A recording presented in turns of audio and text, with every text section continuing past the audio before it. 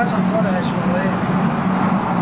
يا أخت هارون ما كان أبوك امرأ سوء وما كانت أمك بغيا فأشارت إليه قالوا كيف نكلم من كان في المهد صبيا قال إني عبد الله آتاني الكتاب وجعلني نبيا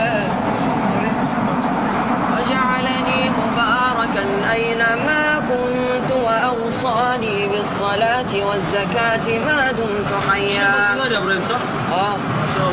وبرا بوالدتي ولم يجعلني جبارا شقيا والسلام علي يوم ولدت ويوم أموت ويوم أبعث حيا. الشيخ خالد الجليل. ربنا إنك تعلم ما نخفي وما نعلن وما يخفى على الله من شيء في الأرض ولا في السماء. الحمد لله الذي وهب لي على الكبر إسماعيل وإسحاق إن ربي لسميع الدعاء. رب اجعلني مقيم الصلاة ومن ذريتي ربنا وتقبل دعاء. ربنا اغفر لي ولوالدي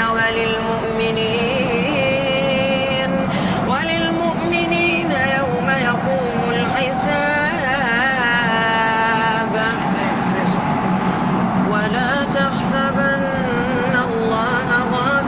عما يعمل الظالمون إنما يؤخرهم ليوم تشخص فيه الأبصار مهطعين مقنعي رؤوسهم لا يرتد إليهم طرفهم وأفئدتهم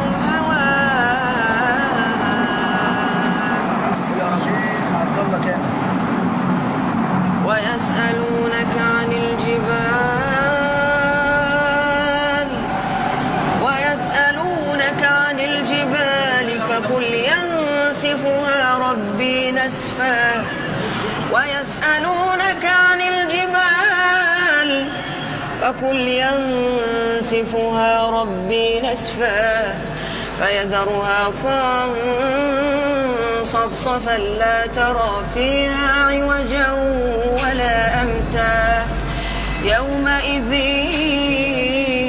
يتبعون الداعي لا عوج له وخشعت الأصوات للرحمن فلا تسمع إلا همسا.